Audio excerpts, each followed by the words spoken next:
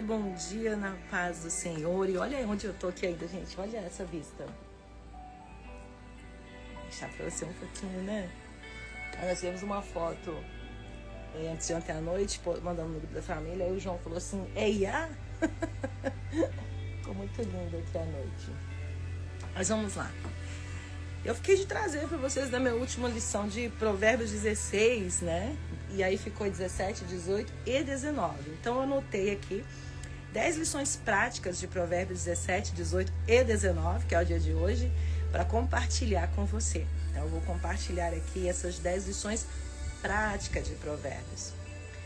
E eu espero verdadeiramente que você esteja fazendo aí essa leitura de reflexão do livro de Provérbios, né? Hoje já é dia 19, ainda tem 11 dias, tem tempo de você aprender muita coisa. Lembre-se, se todos os dias você pegar pelo menos um versículo do capítulo e aplicar na sua vida diária, você vai ver a mudança de resultados, você vai ver a sua mudança de comportamentos. Provérbios é um livro extraordinário. Lembre-se, foi escrito pelo homem mais sábio do mundo. Não houve antes e não houve depois dele. Então, aprender na prática, o que você pode dizer? E eu te aconselho a ler também Eclesiastes. Por quê? Porque você também vai ver ali, vai aprender ali o que acontece muitas vezes com um homem que abandona as coisas de Deus pela vaidade do mundo. Bom dia, paz do Senhor, Angélica. E aí o que acontece? Muitas vezes nós deixamos de ler muitas coisas, pegamos partes do texto bíblico e já tomamos decisões precipitadas. A leitura necessita que ela seja feita constantemente. Então, leia o livro de Provérbios, todos os dias um capítulo, tire aprendizados, tire lições práticas do livro de Provérbios, mas não deixe de ler Eclesiastes, também escrito por Salomão. Cantares também foi escrito por Salomão, mas eu gosto muito de Provérbios diário e Eclesiastes para me entender ali para onde o homem vai, o que o homem se permite fazer quando ele anda na sua própria vontade, quando ele segue os seus próprios desejos, os seus próprios desígnios. Nossa carne é terrível. Nossa mente, quando não é guiada pelo Espírito de Deus, tem decisões terríveis. Então vamos lá. 10 lições práticas de Provérbios 17, 18 e 19. Gente, é claro que eu fiz só um resumo. Se nós fôssemos colocar aqui cada lição que tem nesses 3 capítulos de Provérbios, nós ficaríamos aqui pela manhã quase inteira só falando disso. Então, para não demorar, como eu sempre digo, são lives rápidas, mas não aceleradas. Então, eu tirei apenas 10 lições dos 3 capítulos para aqui nós não ficarmos sem falar desses 3 capítulos. Primeira, está em 17:1. A paz vale mais que a abundância sem harmonia. Melhor é um bocado seco e com ele a tranquilidade do que a casa cheia de carnes e contendas. Eu vou citar um exemplo aqui bem prático para nós não demorarmos. Aqui tá muito frio. Então eu vou citar um exemplo prático aqui. Já perceberam que em muitas festas nos ensina sobre exatamente, Angélica, exatamente. Nos ensina, nos corrige, nos direciona, nos orienta. Provérbios é um livro que precisa ser lido. E aí observamos que ele tem 31 capítulos. É um por dia. Imagine você por um ano inteiro se aplicar a ler Provérbios.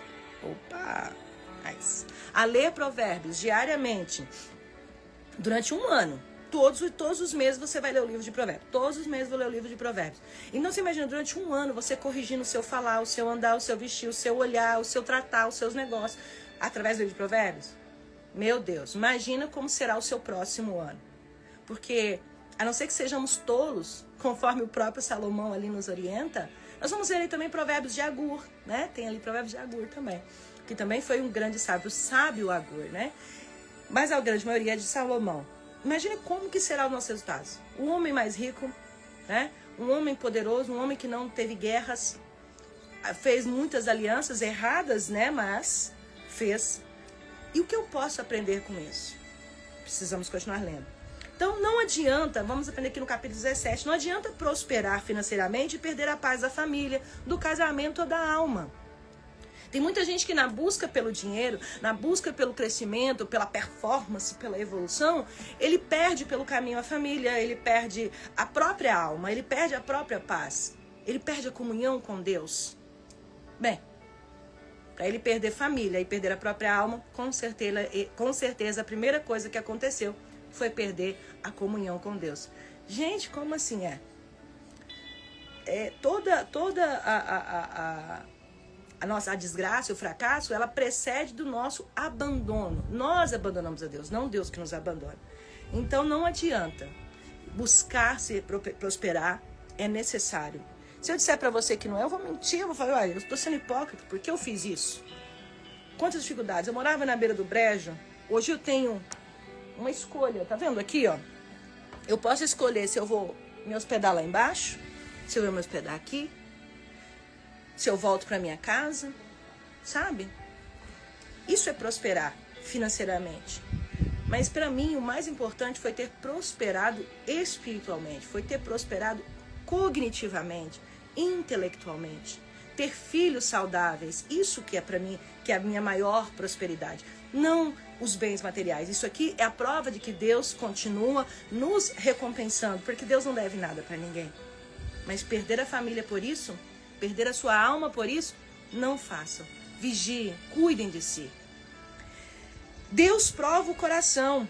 O crisol prova a prata e o forno o ouro, mas o Senhor prova os corações. Olá, Evelyn, bom dia, na paz do Senhor, seja bem-vinda. Olha que lindo. A comparação que Salomão está fazendo aqui, ó, que Deus prova o coração como o fogo forja o ouro, o crisol forja a prata e o Senhor prova o coração. Então tem dias difíceis, tem dias apertados, tem dias em que nós ficamos achando não vou dar conta. São os dias em que estamos sendo provados, não tentados por Deus. Nós não somos tentados por Deus, mas nós somos provados como ouro puro, como ouro fino, né? Somos provados e nós precisamos compreender isso. A paz do Senhor. Rodrigo, seja bem-vindo. Estamos aqui falando 10 lições práticas de Provérbios 17, 18 e 19. E aí, Deus está mais interessado em quem estamos nos tornando do que apenas no que estamos conquistando. E precisamos ter isso muito claro. 17:3. Como assim, Jaqueline? Isso aqui pode me corromper. Isso aqui pode me atrair a quê? Ao orgulho, à soberba. E o orgulho é o início do fracasso. A soberba é ela que precede a ruína. O orgulho precede a ruína. Primeiro vem o orgulho e depois a queda. Então sim, isso aqui pode, se eu não vigiar todo dia. Não é de vez em quando não, é todos os dias. E às vezes vão acontecer coisas aqui que eu preciso pedir, Senhor, abre os meus olhos espirituais. Isso é uma prova de Deus? Ou é o próprio Satanás aqui oferecendo uma bandeja bonita? O verdadeiro amigo permanece nas crises. Provérbios 17:17. Em todo tempo ama o amigo, e na angústia nasce o irmão. Às vezes dizemos que pessoas são os nossos amigos, mas quando há uma crise, uma dificuldade, essas pessoas desaparecem. Onde elas estão? O que aconteceu? Os momentos difíceis revelam quem realmente caminha conosco. Não há uma... Ah, mas talvez... Não. É exatamente assim. 4:18-21. A língua tem poder para construir ou destruir. A morte e a vida estão no poder da língua. Gente, um membro tão frágil, que quase nem é visto, praticamente não é visto, tem nela o poder da vida e da morte. Meu Deus. Precisamos refletir e prestar muita atenção no que está dizendo Provérbios 18:21. Palavras liberam bênçãos ou feridas. Precisamos falar com sabedoria. Precisamos ter sabedoria na hora de falar. 5:18-13. Antes de responder, aprenda a ouvir. Responder antes de ouvir é estultícia e vergonha. Sabe aquela pessoa, você diz, fulano, eu tava pensando, não, eu também pensei, aí você fica assim, mas pensou no quê? Não é isso que eu tava falando. Desculpa. Ou eu ouvi parte de uma história, isso acontece muito, e eu já tenho minha conclusão e eu acabo criando um problema com isso. Então, ou seja, olha o que Provérbios está dizendo. Responder antes de ouvir é estutícia e vergonha. Muitos conflitos seriam evitados se ouvíssemos mais e reagíssemos menos. Olha que lindo o vento chegando. Desculpa, é que é tão grandiosa a natureza. Tá vindo subindo o vento, a montanha, aqui é bem alto. E o vento vem bater nas araucárias e o barulho é muito lindo.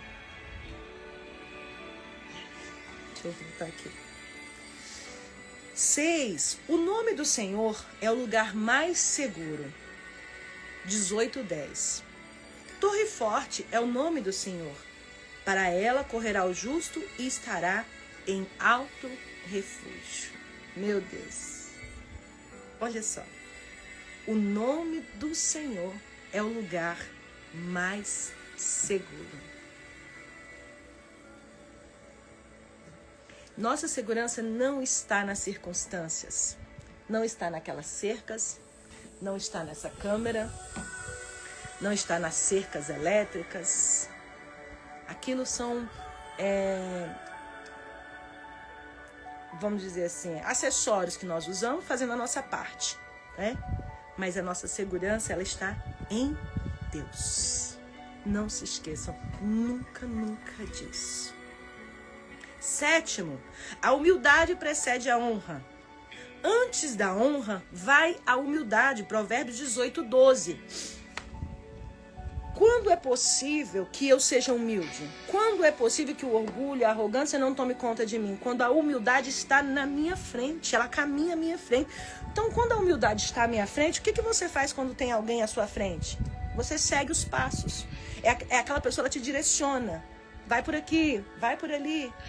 Para não cair num buraco, olha a pedra, olha o barro, não é assim? A pessoa que está à sua frente. Então, vamos olhar para a humildade como uma pessoa, assim como nós olhamos para a sabedoria como uma pessoa, a humildade como uma pessoa. Então, ela vai à nossa frente. Então, ele está dizendo aqui que a humildade precede a honra, ela vem antes da honra. Porque senão, a nossa honra, ela só é da boca para fora. Eu vou homenagear uma pessoa, eu vou abençoar uma pessoa, mas aquilo é só da boca para fora, é só aparência. É só para alguém que vai ver e tem que falar bem de mim. Sabe, isso acontece muito.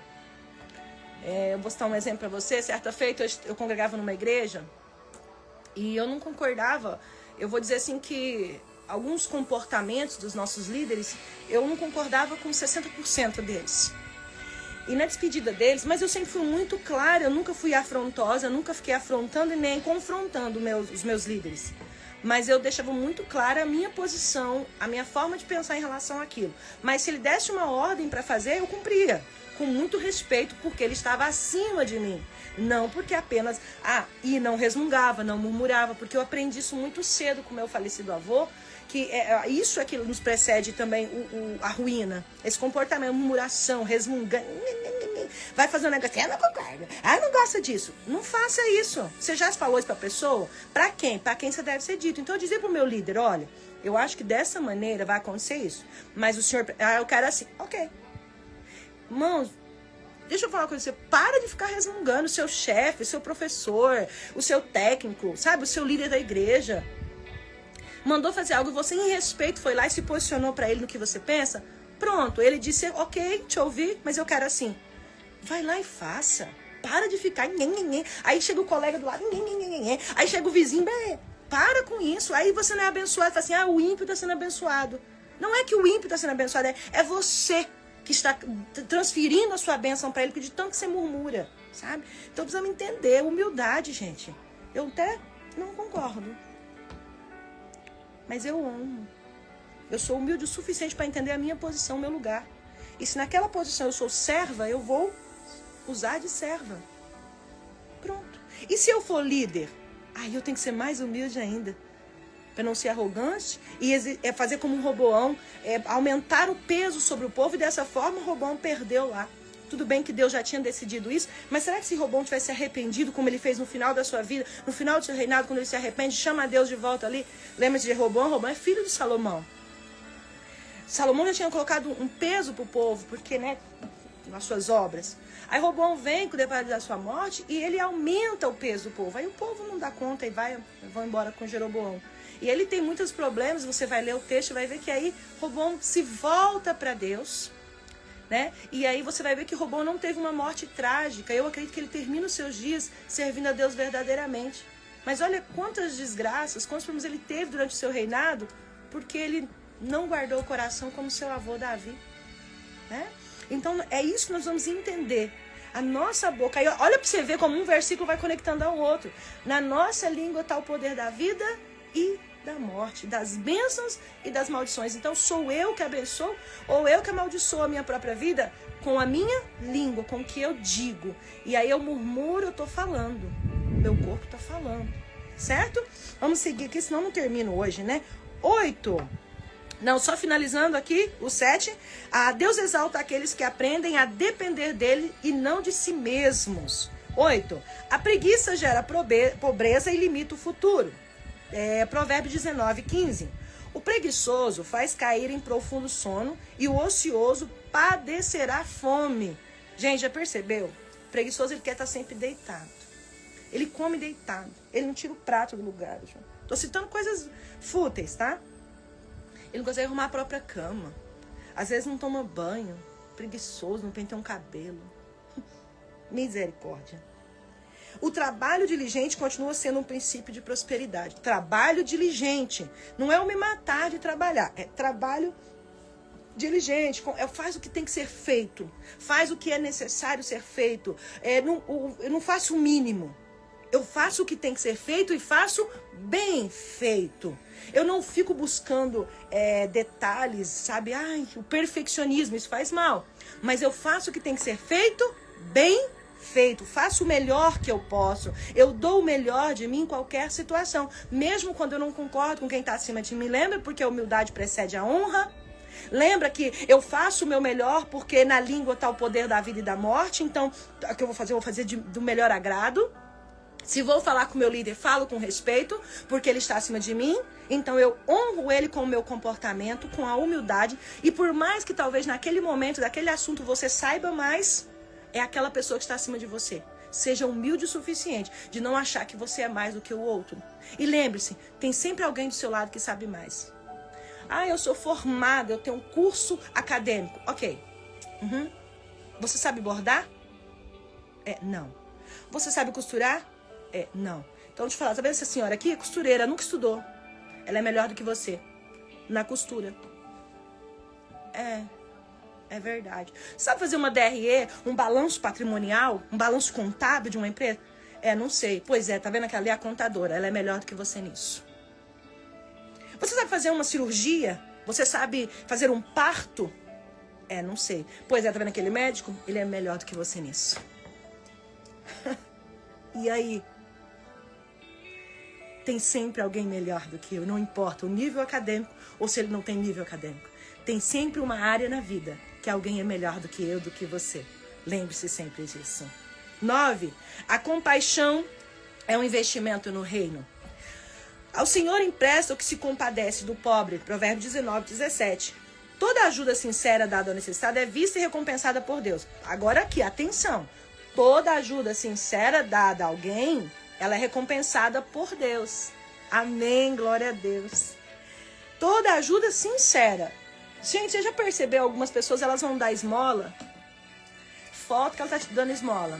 Ela vai levar uma cesta básica, ela tira foto. Gente, olha que constrangimento. A família já tá ali em situação de necessidade. E eu tiro foto entregando a cesta básica. Eu não me recordo agora, o evangelista Kelby tem esses dados, porque de certa forma isso não nos interessava. Quando nós estávamos ali na Bethesda, não me recordo quantas cestas básicas. Gente, nós recebemos cesta básica até de um pessoal da igreja católica, ligou pra gente, falou assim, eu tô com umas cestas básicas aqui, se vocês tiverem famílias e nos levar, chegou com caminhonete. Recebemos da igreja de Buritis, da Madeira de Buritis, né, pastor Miquel, através do pastor Campos. O pastor Campos, através do pastor Miquel, trouxe pra gente, nós tivemos. Então, quantas foram? Foram muitas. Não sei quantas. Os próprios membros da Bethesda, né, fizemos ali bastante cestas. E foram sempre distribuídas estas cestas básicas. Jaqueline, onde estão essas fotos, esses registros? Quem são essas famílias? Por que você quer saber?